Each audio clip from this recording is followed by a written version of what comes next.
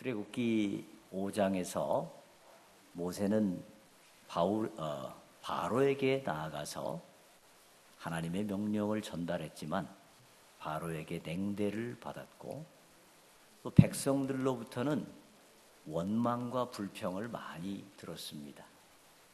그래가지고 굉장히 낙심하고 지쳐 있을 때 이제 오늘 출애굽기 6장에서 하나님께서는 여러 가지 말씀을 해주십니다.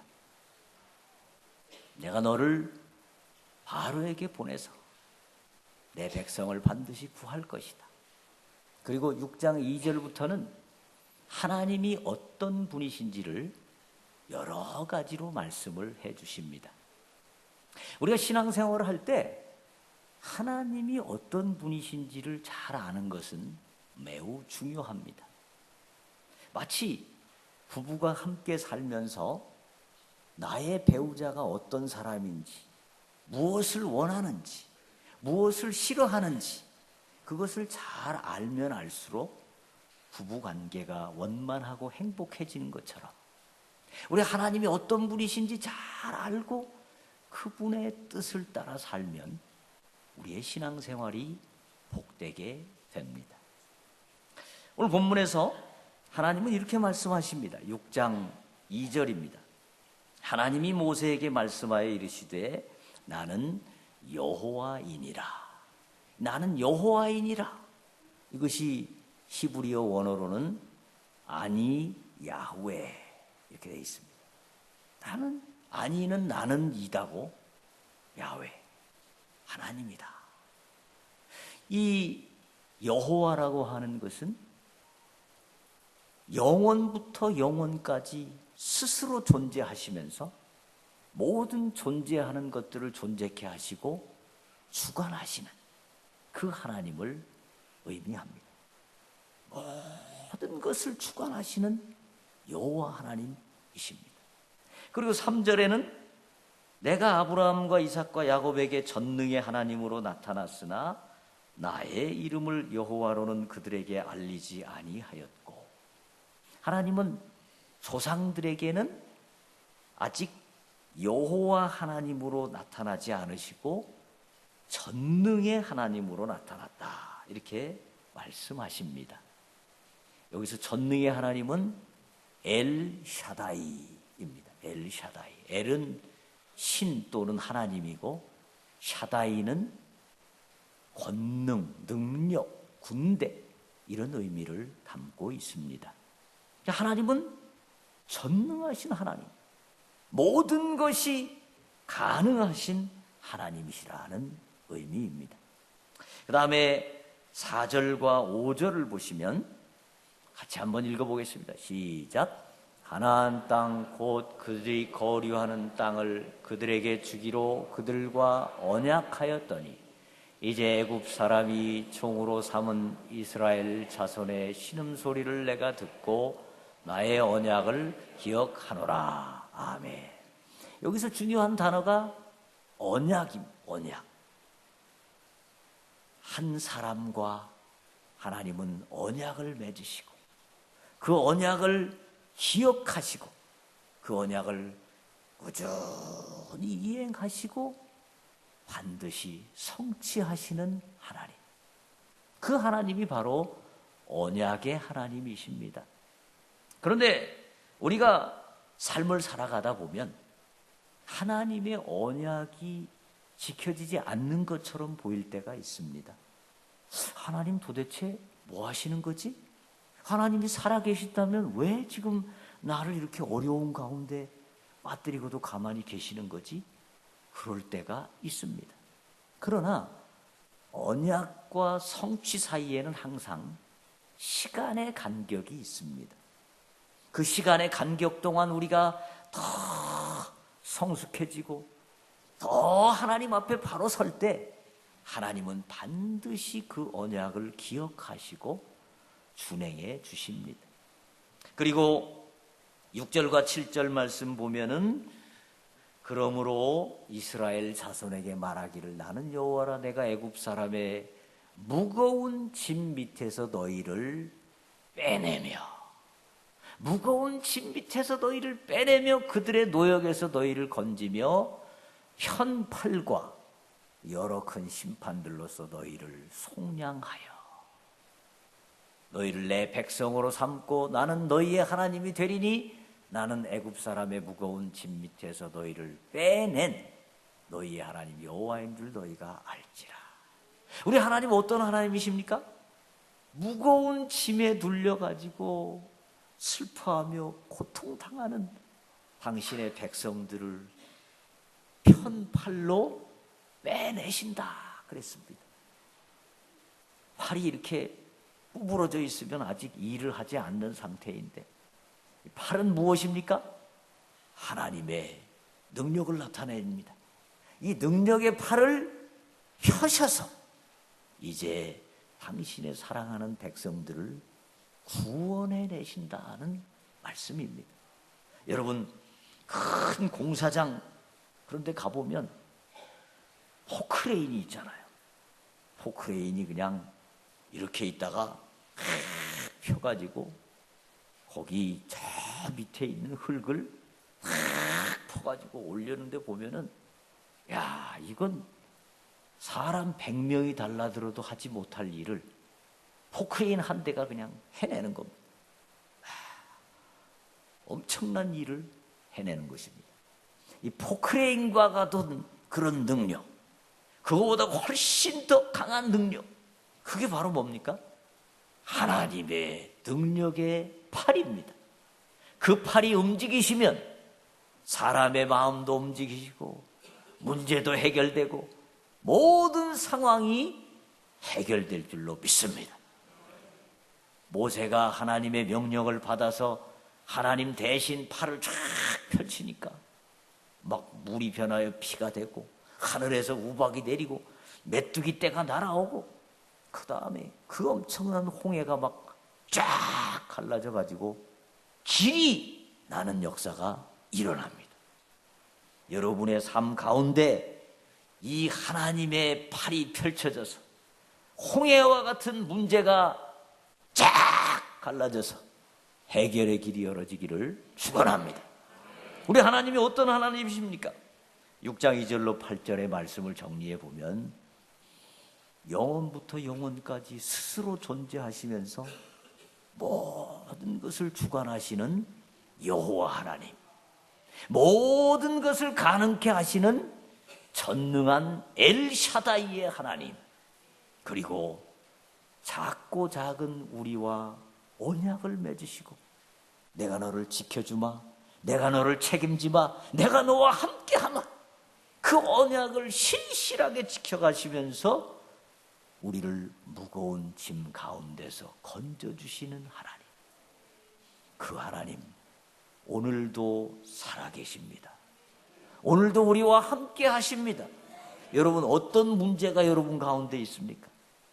어떤 무거운 짐이 여러분을 누르고 있습니까? 우리를 건져주시는 하나님, 그 하나님을 끝까지 의지하고 붙들면 하나님께서 그 문제들을 다 해결해 주실 것입니다. 이 놀라운 축복이 여러분과 함께 하시기를 축원합니다. 그런데 오늘 이 말씀을 들으면서 여러분 가운데 어떤 분들은 그런 생각이 들지도 모르겠습니다.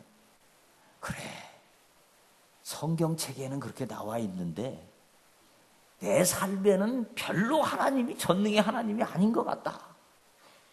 뭐 문제는 문제대로 계속 있고 골치 아픈 건 골치 아픈 거 있고 도대체 하나님 뭐 하시는 건지 모르겠다. 성경책에만 계시는 하나님, 이런 생각을 하실 수도 있습니다. 근데 너무 답답해 하시지 마시고 모세도 그랬습니다. 모세도. 출애굽기 6장 11, 12절 보십시다. 모세가 뭐라고 말했습니까? 같이 읽겠습니다. 시작.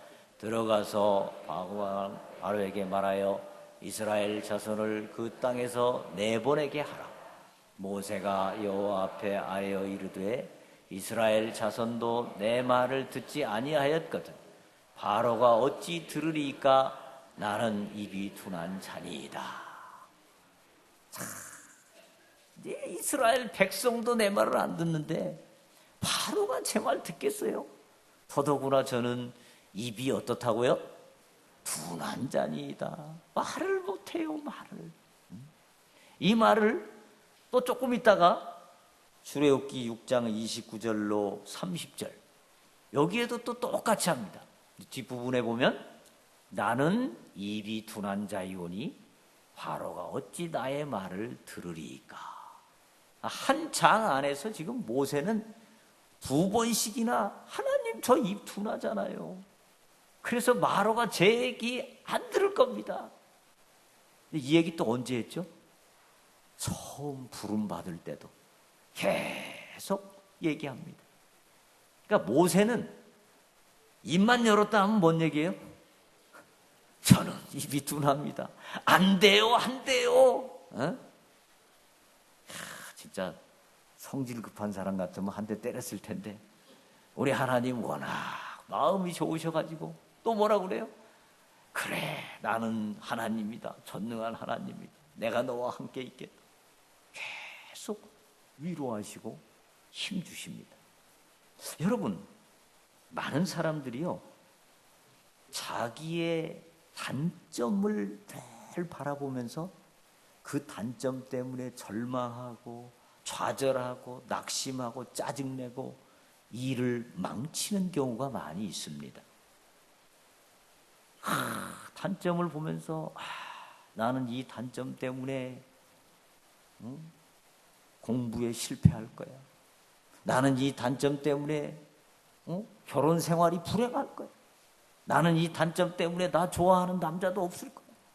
나는 이 단점 때문에 사업도 안 될 거야. 나는 이 단점 때문에 이번 취업이 쉽지 않을 거야. 맨날 단점만 생각하면서 막 답답해하고 절망하고 좌절합니다. 근데 여러분, 이 세상에 단점이 없는 사람이 있을까요? 없을까요? 아무도 없습니다. 다 모든 사람은 핸디캡을 가지고 있습니다. 그리고요, 심리학자들의 연구에 의하면 머리가 좋으면 좋을수록 열등감이 더 강하다고 합니다. 여러분 가운데 열등감이 좀 심하신 분들은 내가 머리가 엄청 좋은 사람이구나, 그렇게 아시면 틀림없습니다. 네. 그런데 여러분, 모세가 단점만 있을까요? 아니요, 사실 단점보다 장점이 훨씬 많은 사람입니다. 애굽의 최고의 학문을 배웠습니다. 최고의 리더십을 배웠습니다. 그리고 최고의 무술을 배웠습니다. 사람도 그냥 맨손으로 죽일 수 있는 이런 대단한 무술을 갖췄습니다. 거기다가 외모도 아주 출중했던 것 같습니다. 그러니까 출애굽기 2장 2절에도 보면 그가 잘생긴 것을 보고 석 달 동안 그를 숨겼으나. 잘생겼어요.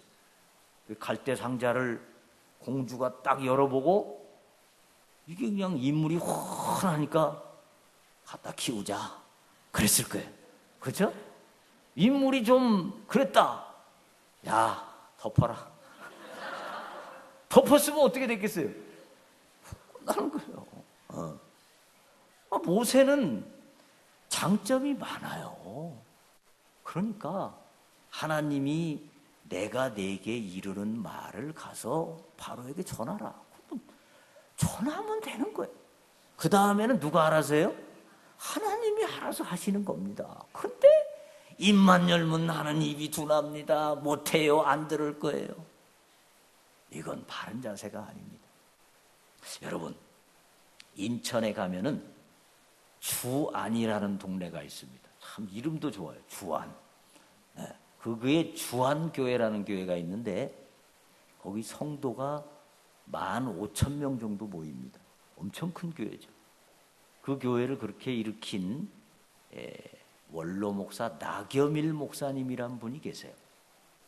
제가 그분 설교를 몇 번 들었는데 그분이 이런 얘기를 하시더라고요. 자기는 너무 목회가 자신이 없었대요. 자기는 말이 좀 불분명하대요. 제가 설교를 들어봐도 조금 불분명하더라고요. 그리고 말이 너무 빨라요. 뭔 소리인지 잘 못 알아듣겠어요. 그 다음에 자기는 또 여성들 앞에 가면 얼굴이 빨개져가지고 말을 다 잊어버린대요, 그냥. 그 목회자로서는 이거 완전 큰 문제죠. 근데 이분이 대단한 분이에요. 인물도 진짜 영화배우 같이 생기셨고, 키도 뭐 거구예요. 그 다음에 대한민국 최고 명문 대학을 졸업한 분입니다. 근데 이분이 처음에 그 주한교회를 청빙받아 가실 때 성도님들이 한 200명쯤 모였답니다. 근데 너무 자신이 없어가지고 이제 부임 오기 전날 밤에 그 사모님한테 그랬대요. 여보, 우리가 가가지고 성도들 다 다른 교회로 가버리면 어떻게 하지? 그랬대요. 그랬더니 사모님이 그랬대요. 여보, 그래도 200명이나 되니까 한 1년은 가겠네. 그랬대요. 근데 이 목사님이 너무 자신이 없어가지고 새벽 기도 설교를 준비하는데 밤새 철야를 했대요. 철야해가지고 새벽 기도 설교 준비하고 또 철야해가지고 새벽 기도 준비하고 이러면서 교회에 막 부흥의 역사가 나타났대요. 근데 몇 년 후에 이분이 간암이 걸리셔가지고 세브란스 병원에 입원을 했는데 이 간암 이제 끝났습니다. 그래가지고 의사 선생님이 더 이상 안 됩니다. 복수가 막 이렇게 차올라가지고 완전히 의사도 포기했대요. 아주 흰 천을 그냥 덮었답니다. 그런데 그날 밤에 성도님들이 그 소식을 듣고 자발적으로 철야 기도를 했는데 하다 보니까 밤을 새버린 거예요. 그냥 밤새 철야 기도를 한 겁니다. 그런데 그 다음날 아침에 이 목사님의 배에서 이 찼던 복수가 막 조금씩 빠져나오는데 뭐 몇 대야가 빠져나왔대. 그러고 나서 이분이 지금까지 살아계세요. 원로 목사님 되셔가지고. 하나님 살아계십니다. 그래서 이때부터 이 교회가 막 부흥이 되기 시작했습니다. 여러분, 절대 여러분에게 있는 단점을 보지 마시고 단점 때문에 낙심하지 마시고 여러분에게 있는 장점들이 많이 있으니까 하나님께서 주신 사명 능력 있게 감당하시기를 축원합니다. 14절부터 25절까지는 모세와 아론의 조상들의 족보가 나옵니다. 성경에 족보가 여러 곳에 나오죠. 이 족보들을 보면 우리는 막 이름도 너무 생소하고 그래서 이런 건 좀 빨리 지나갔으면 좋겠다. 이런 데가 있어요. 그렇죠? 근데 2009년도에 한국에서 이름을 좀 고쳐달라고 개명 신청이 있었는데 거기 나온 이름들이 아주 재밌어요. 남성들의 이름을 보니까 이런 이름이 있습니다. 방국봉, 그다음에 왕변태, 설사국, 변기통, 이런 이름이 세상에 있을까 싶은데 있어요. 그 다음에 여성들의 이름을 보니까 하숙년, 석을년, 그 다음에 조진년, 이런 이름이 있어요. 그러니까 한국에서도 이름을 짓는데도 이런 이름이 있는데 3,900년 전에 이스라엘에서 지은 이름이니까 우리가 영 낯섭니다. 그런데요, 이 족보는 굉장히 중요합니다. 왜냐하면 이 족보가 그 조상들의 이름을 수천 대 자손들에게 계속 기억되는 그런 책이지 않습니까? 여러분, 교회에서 재직 수첩을 만들었는데 어쩌다가 실수로 여러분의 이름이 거기에서 빠져버리면 여러분 어떻겠어요? 굉장히 좀 마음이 섭섭하겠죠? 이 족보는 너무너무 중요한 겁니다. 그 다음에 이 족보는 놀라운 신학을 담고 있습니다. 모든 족보가 나름대로 우리에게 주는 어떤 신학적 의미를 담고 있습니다. 자, 오늘 족보 한번 보십시다. 6장 14절로 16절에 보면 야곱의 아들들과 그 자손들의 이름이 나옵니다. 르우벤, 시므온, 레위. 원래 야곱의 아들들이 12명인데 나머지 9명은 안 적고 레위까지만 적고 있습니다. 왜 그랬을까요? 모세와 아론이 누구의 자손이죠? 올라가면 레위의 자손이니까 레위까지만 적고, 그 다음에 17, 19절에 보면 레위의 아들들 이름이 같이 읽어보겠습니다. 게르손, 고핫, 무라리, 이 세 이름이 있고, 그 중에 누가 또 모세의 조상이 됩니까? 고핫. 고핫이 조상이어서 고핫이 누구를 낳습니까? 아므람, 이스할, 헤브론, 우시엘. 이 중에 또 누가 나오죠? 아므람. 아므람의 아들들이 바로 아론과 모세입니다. 그 다음에 아론과 모세 중에 아론의 아들들이 나답과 아비후와 엘르아살과 이다말, 그리고 엘르아살의 아들이 비느하스. 비느하스는 민수기 25장에서 이스라엘 백성들이 음행 사건을 저지를 때 현장에서 사람을 처단한, 그래서 이스라엘의 연병을 그치게 만든 위대한 신앙의 용사죠. 자, 여러분, 이 족보를 보면 뭔가 좀 이상하다 그런 생각이 들지 않습니까? 무슨 생각이 듭니까? 출애굽의 핵심 인물은 누굽니까? 모세잖아요, 모세. 그런데 모세의 아들, 모세의 손자 이름이 나옵니까? 안 나옵니까? 안 나와요. 안 나오고 누구 손자, 누구 아들이 나옵니까? 아론의 아들과 아론의 손자들의 이름이 똑 나옵니다. 왜 이럴까요?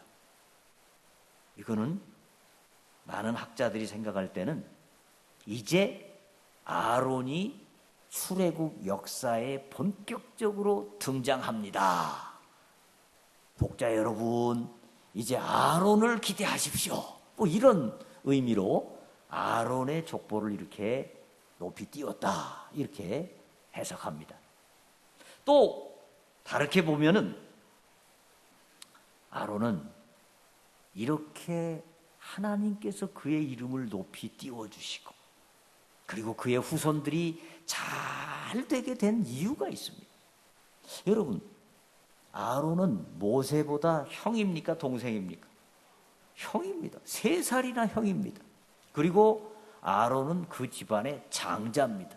장자는요, 유산의 2배를 받고 장자가 받는 특권이 있습니다.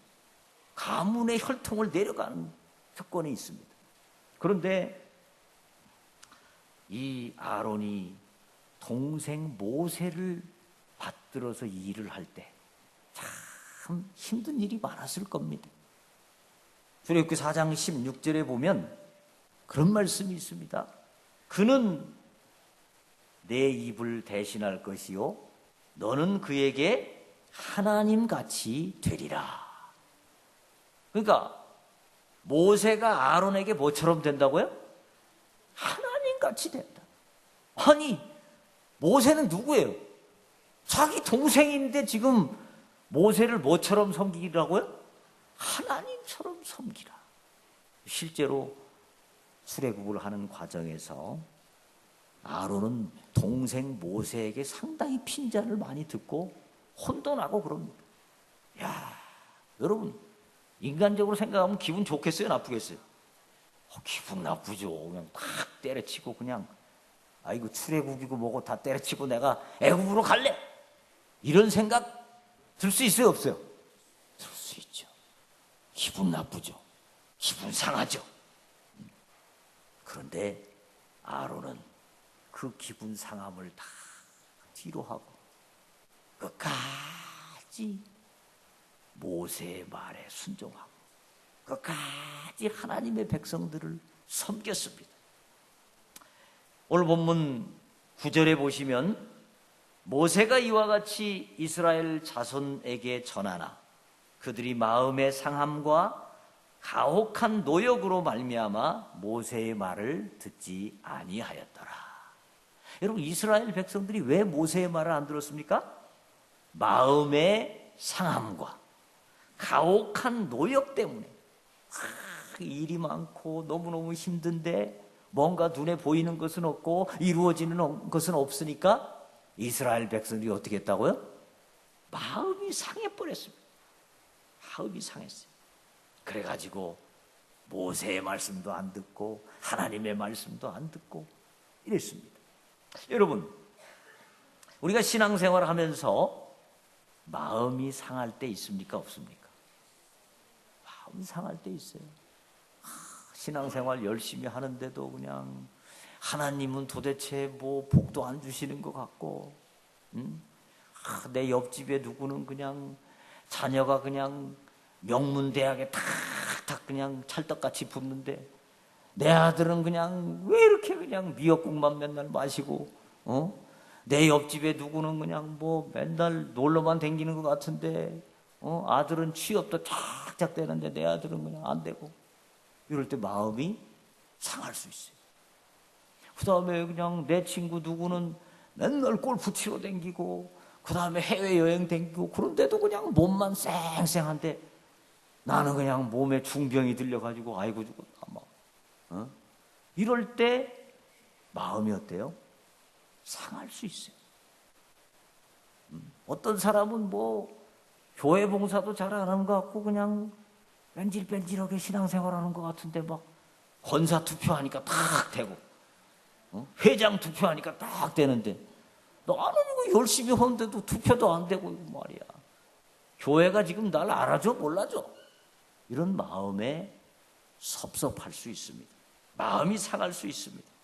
이때 우리는 섭섭 귀신을 조심해야 됩니다. 마음이 다 상할 때 누가 들어올까요? 섭섭 귀신이 딱 들어와가지고, 들어오면은 그때부터 어떻게 되냐면 막 교회 가기도 싫어지고, 누구 딴 사람 보기도 꼴 보기 싫고, 그냥 설교 말씀 들어도 그냥 귀에 들어오지도 않고, 아이고 뻔한 소리 뭐 이렇게 되면서 안 들어옵니다. 근데요, 섭섭 귀신이 들어오면 우리의 신앙생활이 행복하지 못합니다. 여러분, 섭섭 귀신이 들어올 때 누구를 생각해야 될까요? 예수님을 생각하시고 아론을 생각하시기를 바랍니다. 아론은 동생을 생각하면서, 하나님의 백성을 생각하면서, 하나님을 생각하면서 그 마음 상하고 섭섭하고 억울한 일들을 당하면서도 끝까지 충성했습니다. 그래서 하나님께서는 아론을 높여주시고 아론의 후손들을 잘 되게 해주신 줄로 믿습니다. 여러분, 우리가 하나님을 위하여 마음 상하는 일이 있다면 그것은 하나님 나라에 가서 하나님으로부터 다 상급으로 보상받을 줄로 믿습니다. 말씀을 정리합니다. 우리 하나님은 어떤 하나님이십니까? 영원부터 영원까지 스스로 존재하시면서 모든 것을 가능케 하시는 여호와 하나님, 모든 것이 가능하신 전지전능의 엘샤다이 하나님, 그리고 우리와 언약을 맺으시고 끝까지 신실하게 언약을 지켜가시며 우리를 무거운 짐에서 풀어주시는 하나님, 이 하나님과 여러분은 함께 하십니다. 여러분에게 단점이 보이더라도 단점 보지 마시고 엘샤다이의 하나님을 보시기를 축원합니다. 여러분에게 속상한 마음이 있고 섭섭한 마음이 있고 뭔가 마음대로 일이 되지 않을 때에도 엘샤다이의 하나님 바라보시면서 끝까지 승리하시기를 주의 이름으로 축원합니다.